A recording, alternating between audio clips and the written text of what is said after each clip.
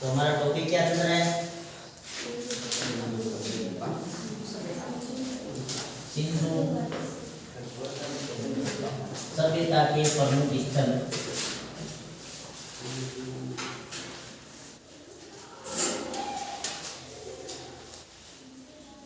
ये हमारा टॉपिक चल रहा है और हमने जो पाकिस्तान में जितने भी प्रमुख या मुख्य रूप से जो स्थल है उनके बारे में पढ़ लिया।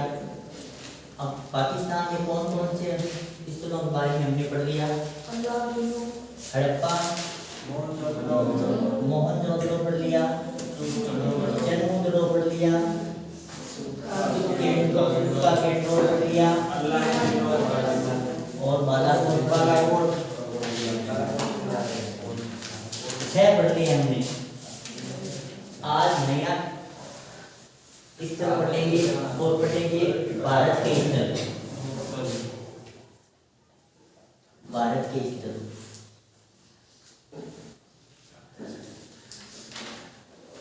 वर्तमान में भारत में लगभग कितने स्थल है?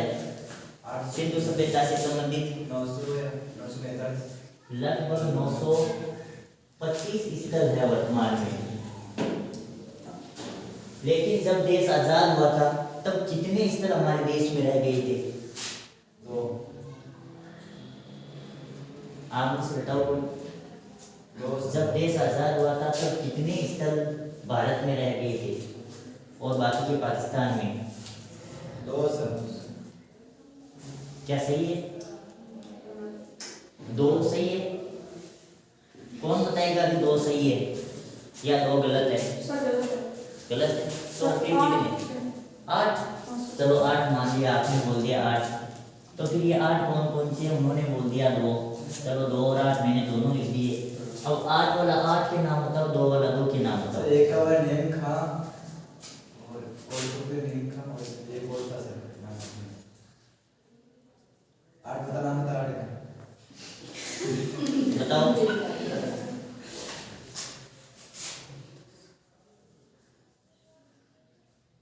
बताओ। अभी 3 दिन पहले आपको बताया था कि जब देश आजाद हुआ था 1947 में, तब भारत में केवल 2 स्थल रह गए, बाकी के पूरे स्थल पाकिस्तान की सीमा में चले गए। कौन कौन से? एक निहन का और ये कहाँ था? जेके में, जम्मू कश्मीर में। और दूसरा था रंगपुर और ये था काठियावाड़ गुजरात में। 2 स्थल जो केवल भारत में शेष रहे, बाकी के पूरे स्थल पाकिस्तान में चले गए। वर्तमान में लगभग 1403 टोटल सिंधु सभ्यता के स्थल है, जिनमें से 925 भारत के, 470 या 75 पाकिस्तान के और 3 है अफगानिस्तान के। अफगानिस्तान के तीनों के आपको नाम लिखा दिए थे, सबको याद है? कौन कौन से? पाकिस्तान जो अफगानिस्तान के जो 3 स्थल है उनके नाम कौन बताएगा? जिसको मैं पूछूं वही बताएगा। दूसरा जिसको आता है वो हाथ खड़े कर ले। किसको आता है? अफगानिस्तान के 3 स्थल थे और 3 स्थल में से कौन कौन से स्थल है बताइए। कौन बताएगा? मैं पूछूं तो वही बताएगा केवल। मुकेश, दिलकुश बताओ। 3 स्थल मैंने बता दिए हैं। कौन कौन से 3 स्थल है? रफीक एक तो सूर्या और एक मुंडी का। चलो तो ये 3 थे। अब देखिए देश आजाद हो गया, 2 स्थल रह गए। सर्वप्रथम आजादी के बाद या स्वतंत्रता के बाद प्रथम जो खोजा गया स्थल है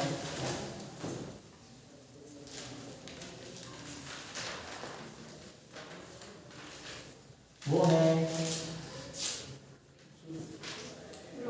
रोपड़। और रोपड़ कहाँ है? पंजाब में। सर्वप्रथम आजादी के तुरंत बाद जो स्थल खोजा गया भारत में सिंधु सभ्यता से संबंधित, वो है रोहतक और रोहतक है पंजाब में स्थित। तो दो शेष रहे थे, नाम है निमिका पोर्टी और रंगपुर काठियावाड़ गुजरात। 925 भारत में, 475 पाकिस्तान में और 3 है अफगानिस्तान में। अब आज हम पढ़ेंगे भारत के प्रमुख स्थल। और सबसे पहले हम पढ़ते हैं हमारे जो पास का जो स्थल है, हमारे राज्य का प्रमुख स्थल है, उसके बारे में। कालीबंगा, हनुमानगढ़, कालीबंगा।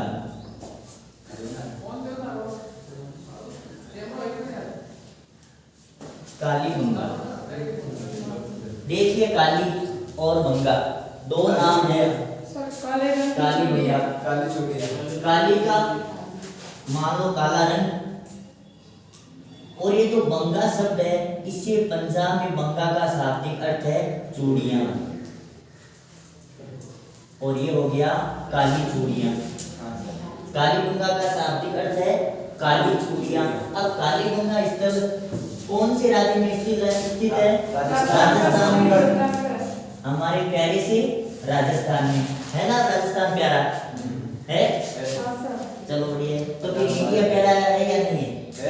तो आप ऐसे क्यों बोलते हो I love my India, I love my Rajasthan क्यों नहीं बोलते? सर हमारा राजस्थान हमारा इंडिया एक ही है सर। एक ही, शाबाश। देखो ये राजस्थान के हनुमानगढ़ जिले में स्थित है। क्या स्थित है? कालीबंगा। और हनुमानगढ़ जिले में जो प्राचीन काल में नदी बहती थी सरस्वती नदी सर। सरस्वती नदी के किनारे, और वर्तमान में सरस्वती जो नदी, प्राचीन काल में जो सरस्वती नदी बहती थी उसकी जगह एक नदी बहती है, और नाम है गग्गर नदी। ये गग्गर नदी के किनारे स्थित है कालीबंगा, हनुमानगढ़ जिले में स्थित है। विलुप्त हो गया।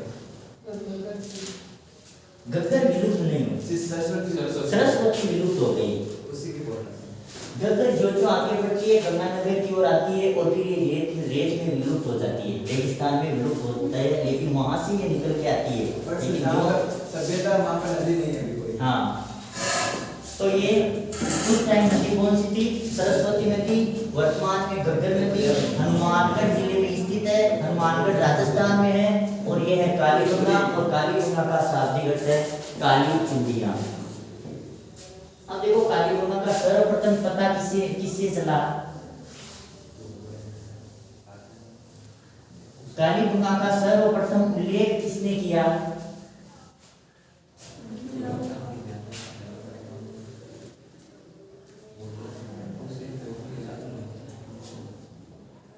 कालीबंगा का सर्वप्रथम उल्लेख किसने किया? बताओ, कालीबंगा का सर्वप्रथम उल्लेख किसने किया? नहीं पता? कालीबंगा का सर्वप्रथम उल्लेख I.P. टेसी टोरी नामक विद्वान ने कालीबंगा का सर्वप्रथम उल्लेख किया। लेकिन इस स्थल की खोज किसने की? ये तो 1968 में केवल पत्तों को नहीं बोलते। इसकी खोज 1952-53 में 68 होता है, 68 बड़ी उत्खनन। 52-33 लिख दिया आपने। खोज यानी देखो इसकी खोज और उत्खनन में अंतर है।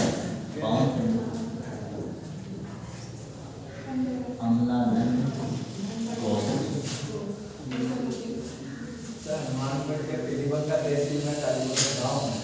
देखो सवाल दो प्रकार के आएंगे। कालीबंगा की खोज किसने की? तब तो नाम आएगा ये नाम, और 52 या 53, कहीं 53 कब आ सकता है, कहीं 52 आ सकता है। 52-53 ऐसे कि पहले इन्होंने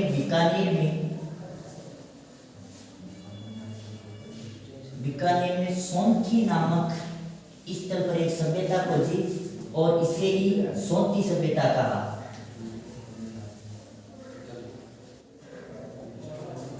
अब बीकानेर आपने यहाँ पर तो राजस्थान का नक्शा नहीं है। नीचे साइड आगे से देखा जैसे देखो यहाँ पर तो गंगानगर और हनुमानगढ़ तो इतनी दूर आ गया, और यहाँ पर बीकानेर है, नीचे से मान लो है। तो पहले यहाँ पर बीकानेर में सोती सभ्यता खोजी गई, सोती स्थान पर सोती सभ्यता खोजी गई और उसे कालीबंगा प्रथम कहा गया।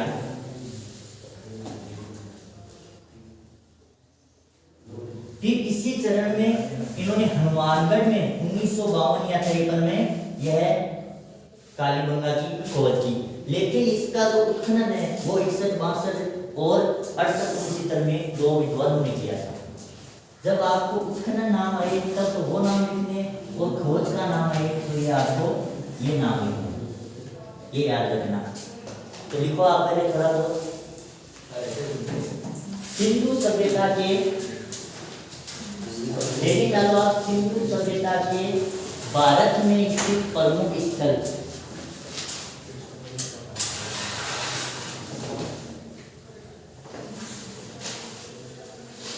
सिंधु सभ्यता के भारत में स्थित प्रमुख स्थल। सिंधु सभ्यता के भारत में स्थित प्रमुख स्थल। पीछे लिख लो, कॉपी गलत आ गई, पीछे लिख लो। भारत में स्थित प्रमुख स्थल लिखो। जब हमारा देश आजाद हुआ, जब हमारा देश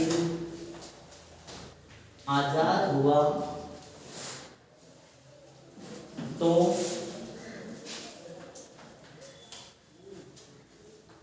इस सभ्यता के, जब हमारा देश आजाद हुआ तो इस सभ्यता के अधिकतम स्थल, इस सभ्यता के अधिकतम स्थल पाकिस्तान में चले गए।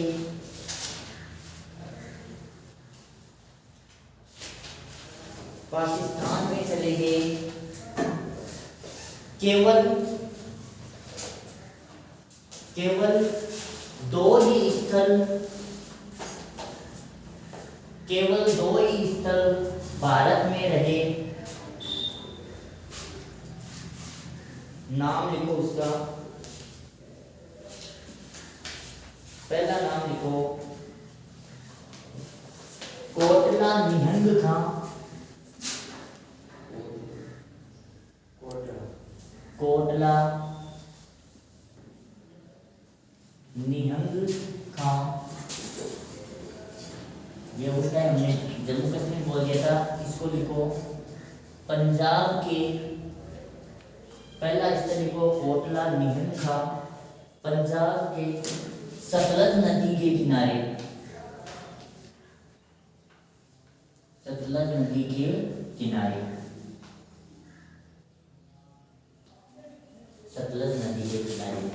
दूसरा लिखो रंगपुर, दूसरा लिखो रंगपुर, दूसरा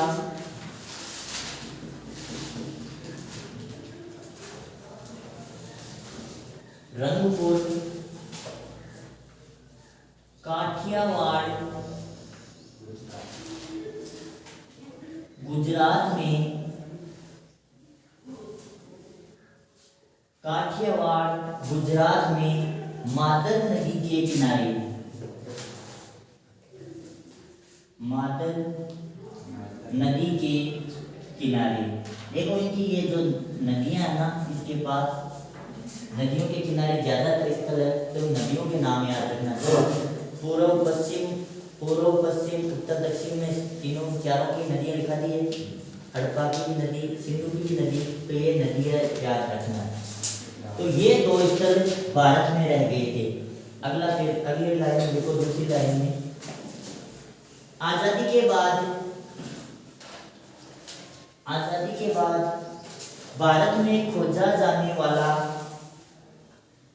आजादी के बाद भारत में खोजा जाने वाला प्रमुख स्थल आजादी के बाद भारत में खोजा जाने वाला प्रमुख स्थल रोपड़, कोष्टक में लिखो पंजाब। आजादी के बाद सर्वप्रथम खोजा जाने वाला भारत में का ये स्थल है रोपड़ और ये है पंजाब में। अब लिखो एक नंबर पर डालो आप कालीबंगा। अब ये भारत के जो स्थल है वो शुरू ये है, तो इसमें लिखो आप कालीबंगा। आगे लिखो इस कालीबंगा में कालीबंगा स्थल, कालीबंगा स्थल राजस्थान के, कालीबंगा स्थल राजस्थान के हनुमानगढ़ जिले में स्थित, हनुमानगढ़ जिले में स्थित पीलीबंगा नामक तहसील में स्थित है। हनुमानगढ़ जिले में स्थित पीलीबंगा नामक तहसील में स्थित है।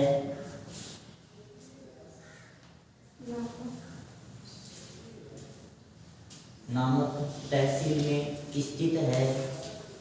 यह स्थल प्राचीनतम नदी,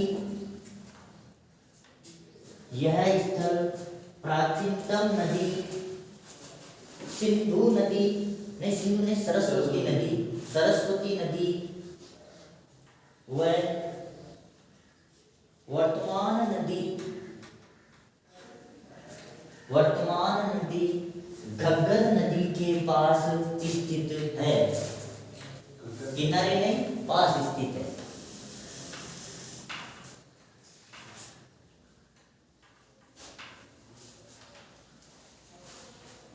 कालीबंगा हनुमानगढ़ पीलीबंगा तहसील में स्थित है और प्राचीनतम सरस्वती नदी और वर्तमान घग्गर नदी के पास स्थित है। अगला पॉइंट लिखो इसी में, दूसरी लाइन में लिखो कालीबंगा का सर्वप्रथम उल्लेख, कालीबंगा का सर्वप्रथम उल्लेख आईपी टेसीटोरी ने किया था। आईपी टेसीटोरी ने किया था। कालीबंगा का सर्वप्रथम उल्लेख आईपी टेसीटोरी ने किया था। अगली लाइन लिखो सन 1952-53 में, सन 1952-53 में अमलानंद घोष के द्वारा, अमलानंद घोष के द्वारा बीकानेर के सोंथी नामक स्थल पर, सोंथी नामक स्थल पर सोंथी सभ्यता की खोज की गई, जो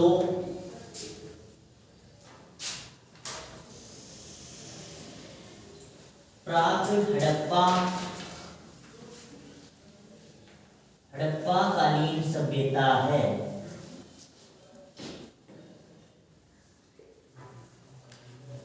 प्राग हड़प्पा कालीन सभ्यता है। प्राग का है यानी हड़प्पा से पहले की सभ्यता है। हड़प्पा या सिंधु सभ्यता है, उससे पहले की सभ्यता है। इस सभ्यता को ही, इस सभ्यता को ही कालीबंगा प्रथम कहा जाता है। इस सभ्यता को ही कालीबंगा प्रथम कहा जाता है।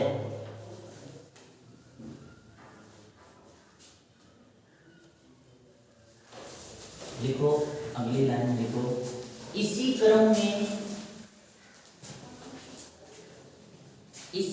में सन 1952-53 में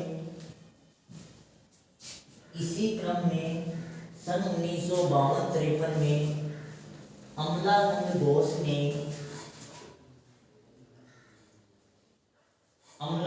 घोष ने कालीबंगा सभ्यता की खोज की थी।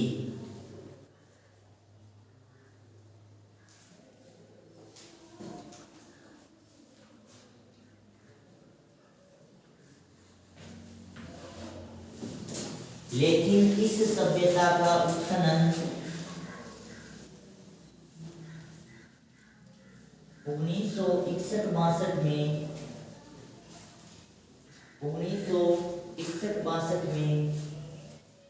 बीबी लाल व बीके थापर द्वारा किया गया। इस सभ्यता की खोज तो अमलानंद घोष ने की थी, लेकिन इसका उत्खनन 61-62 में बीबी लाल या व बीके थापर के द्वारा करवाया गया।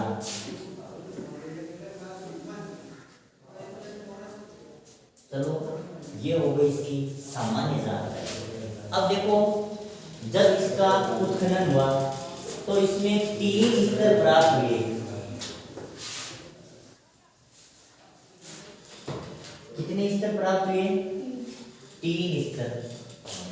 कौन कौन से हुए? किसके साथ? कालीबंगा का जब उत्खनन किया गया तो इसके 3 स्तर प्राप्त हुए हमें। 3 स्तर? हाँ, 3 स्तर। 3 और वो अलग अलग काल के प्राप्त हुए। 3 स्तर हुए। देखो, इसका उत्खनन किसके द्वारा करवाया गया? बीबी लाल और बीके थापर के द्वारा 1961 और 62 में। अब इसके 3 स्तर प्राप्त हुए। एक तो हुआ प्राक हड़प्पा काल, मान लो एक। अब दूसरा हो गया हड़प्पा काल की,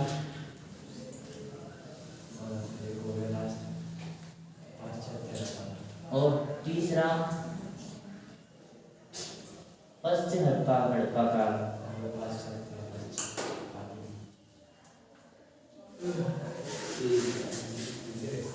ये 3 काल। जैसे पहले मान लो ये सभ्यता अस्तित्व में आई,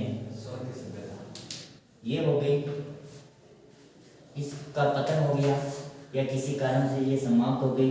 इसकी जगह ये सभ्यता जन्म ले लेती है, यहाँ पर निवासी या लोग आकर बस जाते हैं। जब ये समाप्त हो गई तो इसकी जगह फिर ये आकर बस जाते हैं।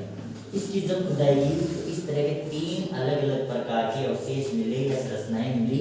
इस कारण इसके 3 स्तर प्राप्त हुए। 3 स्तर। अब देखो, इन 3 स्तर में अलग अलग क्या मिला। आप क्या आता है कि भूकंप का अस्तित्व सबसे सर्वप्रथम हमें कहाँ प्राप्त होता है? भूकंप का साक्ष्य हमें कहाँ प्राप्त होता है? सर्वप्रथम वहीं से पता चलता है कि भूकंप भी आता था। तो ये भूकंप के साक्ष्य एक ऊंट की हड्डियां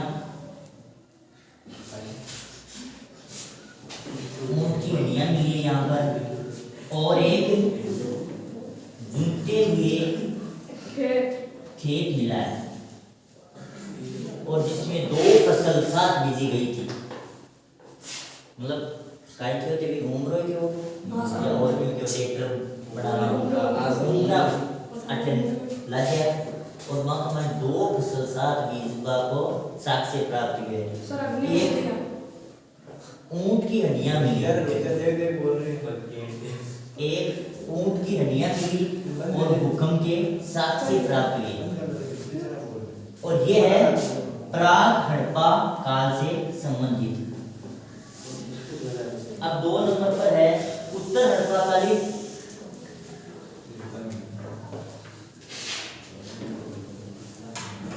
अब 2 नंबर पर क्या मिला हमें? घोड़े की अस्थियां।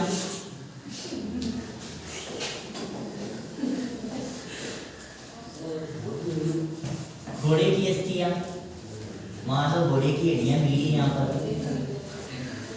मुख्य क्या मिला है? और 3 नंबर पर मिला है एक बालक का कपाल खंड। यहाँ पर उत्तर लिखो प्राग उत्तर और ये हड़प्पा। बालक का कपाल खंड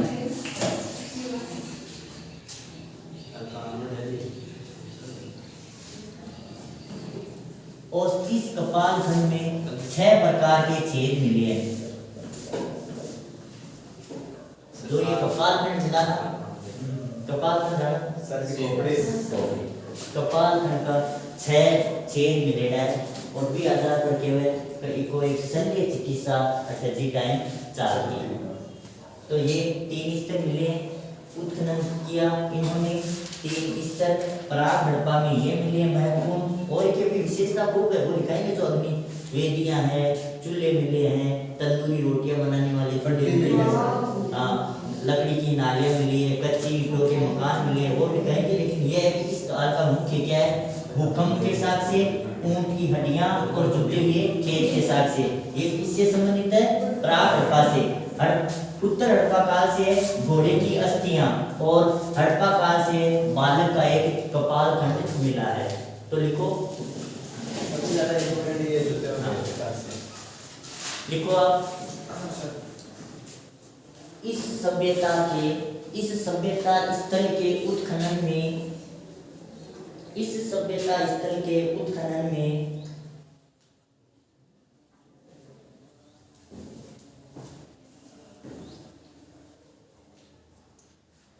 तीन स्तर मिले हैं।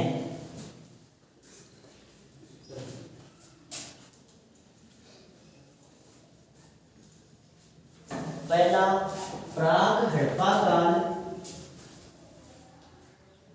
प्राग हड़प्पा काल,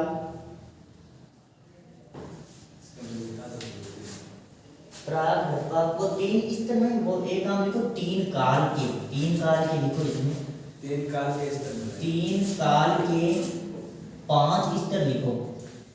इनसे 3 काल है, इसमें 5 स्तर लिखो। 3 काल के 5 स्तर, 3 काल के 5 स्तर मिले हैं। पहला काल है प्राग हड़प्पा काल, प्राग हड़प्पा काल। इसमें लिखो आप इस काल से संबंधित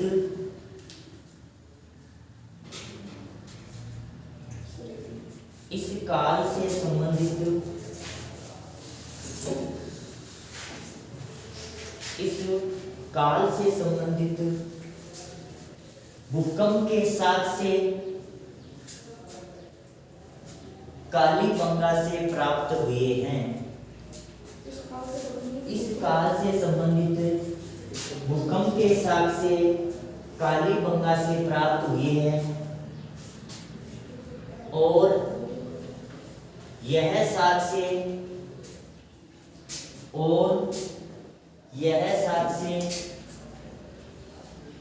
विश्व में भूकंप के प्राचीनतम साक्ष्य है। यानी कालीबंगा में सर्वप्रथम पता चलता है कि भूकंप भी आता था। इस काल से संबंधित ऊंट की हड्डियां भी मिली है। ऊंट की हड्डियां भी मिली है।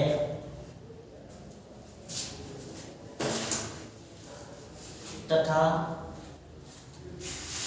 इसी काल से संबंधित जूते हुए खेत के साक्ष्य प्राप्त हुए हैं। साक्ष्य प्राप्त हुए हैं। 2 नंबर पर लिखो उत्तर हड़प्पा काल। उत्तर हड़प्पा काल।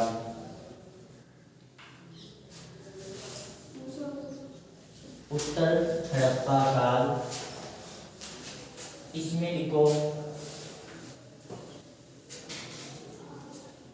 इस काल से संबंधित अवशेष,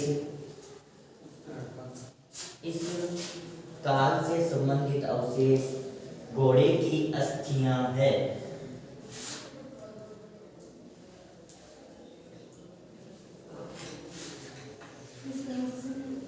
घोड़े की अस्थियां है। 3 नंबर पर लिखो हड़प्पा काल। हड़प्पा काल लिखो इस काल से संबंधित साक्ष्य, इस काल से संबंधित साक्ष्य एक बालक का कपाल खंड मिला है। एक बालक का कपाल खंड मिला है। इस कपाल खंड में मस्तिष्क,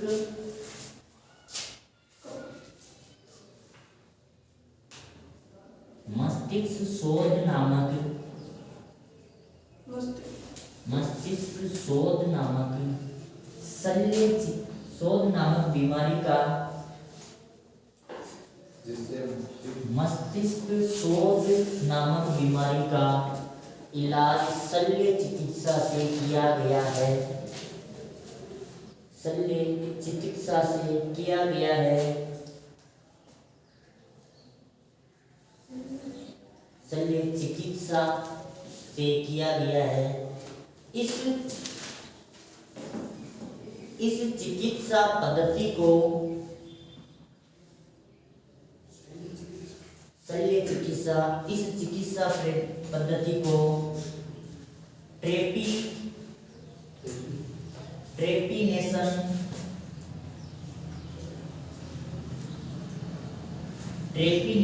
पद्धति भी कहा जाता है। ट्रेपिनेशन पद्धति भी कहा जाता है।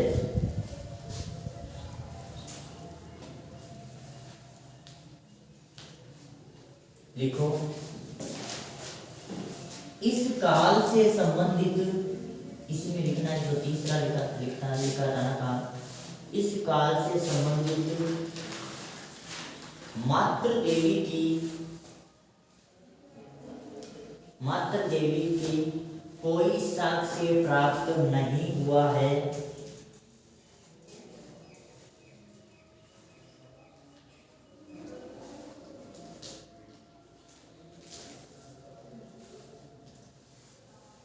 मातृ देवी का कोई साक्ष्य प्राप्त नहीं हुआ है। अगला पॉइंट देखो आप, कालीबंगा सिंधु सभ्यता का, कालीबंगा भारत का प्रथम स्थल है। कालीबंगा भारत का प्रथम स्थल है जिसमें मिली मुहर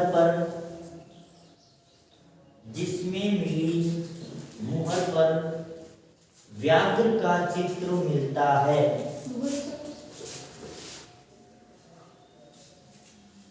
व्याघ्र का चित्र, मुहर पर व्याघ्र का चित्र मिलता है।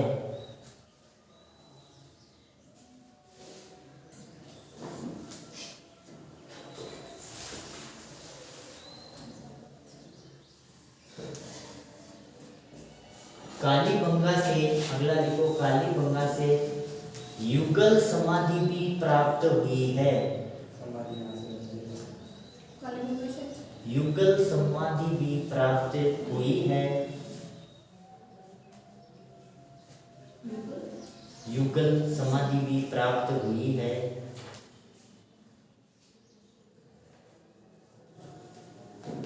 समाधि व समाधान से संबंधित, की वह सवादान से संबंधित जो कब्र प्राप्त हुई है, जो कब्र प्राप्त हुई है, सवादान से संबंधित जो कब्र प्राप्त हुई है उसे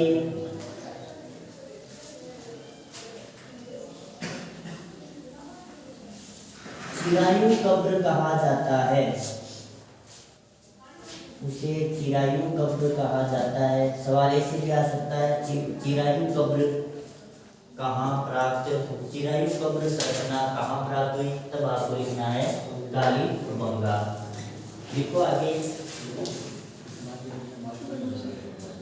यहाँ से,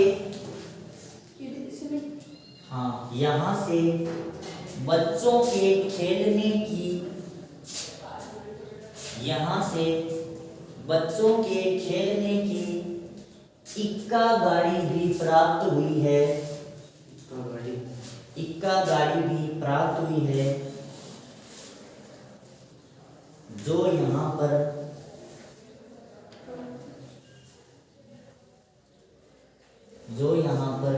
मेले लगने का आधार बताते हैं।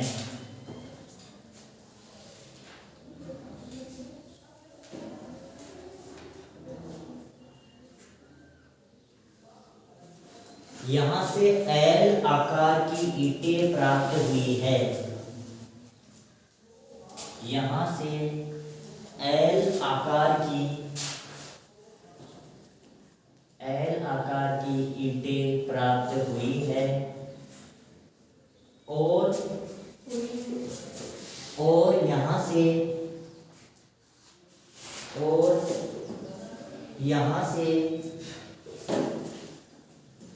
तंदूरी चूल्हे भी प्राप्त हुए हैं।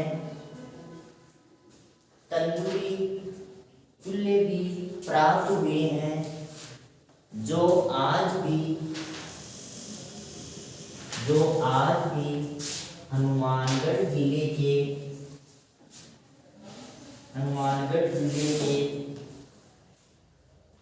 ग्रामीण इलाकों में काम में लिए जाते हैं। जो आज भी हनुमानगढ़ जिले के ग्रामीण इलाकों में काम में लिए जाते हैं। अगली लाइन लिखो। यहाँ से चौपड़ के पासे भी प्राप्त हुए हैं।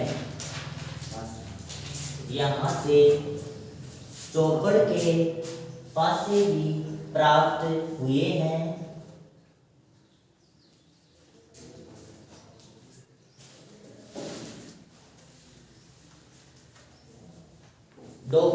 दूसरी लाइन लिखना। डॉक्टर दशरथ शर्मा ने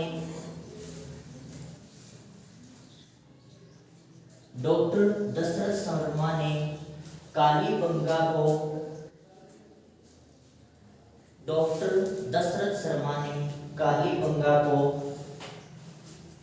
इस सभ्यता की तीसरी राजधानी कहा है। डॉक्टर दशरथ शर्मा ने कालीबंगा को इस सभ्यता या सिंधु सभ्यता या हड़प्पा सभ्यता की तीसरी राजधानी कहा है। लिखो स्टुअर्ट, दूसरी लाइन में लिखो। स्टुअर्ट पिगट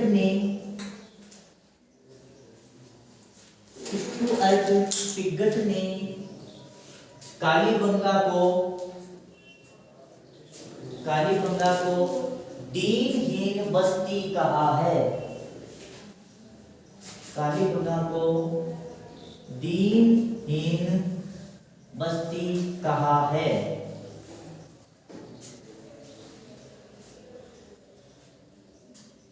जॉर्ज डेल्स, अगला लिखना है। जॉर्ज डेल्स के अनुसार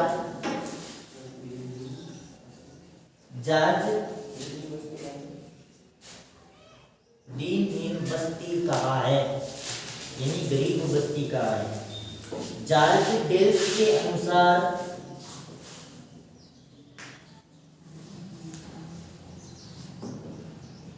कालीबंगा का पतन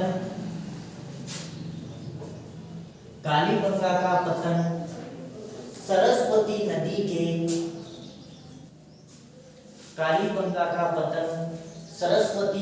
के मार्ग परिवर्तन से हुआ था।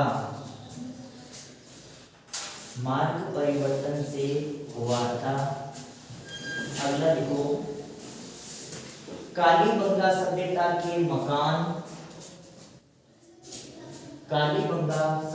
स्थल के मकान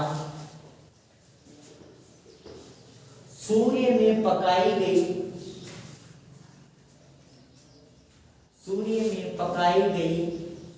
सूर्य तापी ईंटों से बनाया जाता था। सूर्य में बनाई गई सूर्य तापी ईंटों से बनाया जाता था और यहाँ पर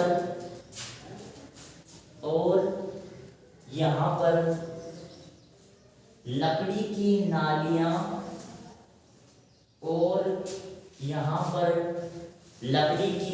नालियां थी। तो ये था हमारे कालीबंगा सभ्यता। अब देखो सीधा हम देख लेते हैं, सही ध्यान रखना। राजस्थान का, भारत का जो प्रथम स्थल हम पढ़ रहे हैं कालीबंगा। तो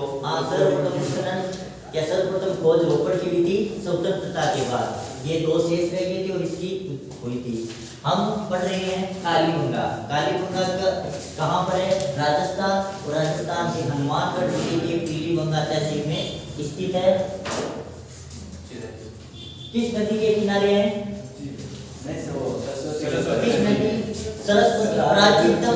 सरस्वती नदी और वर्तमान के पास में स्थित है। सर्वप्रथम इसकी खोज किसने की थी? अमलानंद घोष ने की थी 1952 और 53 में। लेकिन कालीबंगा से पहले किस स्थल की खोज की गई? बीकानेर की सोनपुरी सभ्यता, और उसे ही कालीबंगा प्रथम कहा जाता है। ठीक है। अब इसका उत्खनन 1961 और 62 में बीबी लाल के द्वारा और बीके थापर के द्वारा इसका उत्खनन किया गया। तीन काल के 5 स्तर प्राप्त हुए हमें, या 5 स्तर प्राप्त हुए। पहला प्राग हड़प्पा, और प्राग हड़प्पा में हमें भूकंप के साक्ष्य मिले, हड्डियां मिली है और जुटे हुए खेत के साक्ष्य मिले।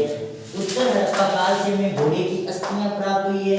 हड़प्पा काल से बालक का एक कपाल खंड प्राप्त हुआ है, जिसका शल्य चिकित्सा से इलाज किया गया था।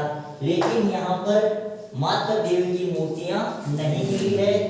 और यहाँ के मकान किन ईंटों से बनाए जाते थे? सूर्य तापी ईंटों से, जो सूर्य में तपाई गई कच्ची ईंटें होती थी। लेकिन यहाँ की नालियां कैसी होती थी? लकड़ी से बनी हुई होती थी। और बाकी जो सभ्यता के स्थल वहां पर नालियां पत्थर से या ईंटों से बनाई जाती थी। यहाँ पर हमें क्या मिला है? चौपड़ के पास से मिले। कालीबंगा का शाब्दिक अर्थ क्या है? काली चूड़ियां या काले रंग की चूड़ियां। और जो चूड़ियां वो सब किससे बना है? चूड़ियां बंगा से। और ये बंगा पंजाब में इस बंगा को काली यानी चूड़ियां कहते हैं। और कालीबंगा का अर्थ है काली चूड़ियां। एक नाम आता है दशरथ शर्मा। कंपटीशन में सबसे ज्यादा पूछते हैं कि कालीबंगा को हड़प्पा सभ्यता की तीसरी राजधानी किसने बताया है? हर बार आता है, तो वो है डॉक्टर दशरथ शर्मा। इसे दीन बस्ती किसने बताया है? स्टुअर्ट पिगट ने। और जॉर्ज डेल्स ने क्या कहा है कि इसका पतन किससे हुआ? सरस्वती नदी ने मार्ग कर दिया और सब पर पानी फिर के रेत चली गई। और इस तरह ये हमारा कालीबंगा का पूरा टॉपिक पूरा हुआ। कल पढ़ेंगे हम रोहतक, धौलावीरा, रोपड़, रंगपुर और एक दो और। आज के लिए इतना ही, धन्यवाद।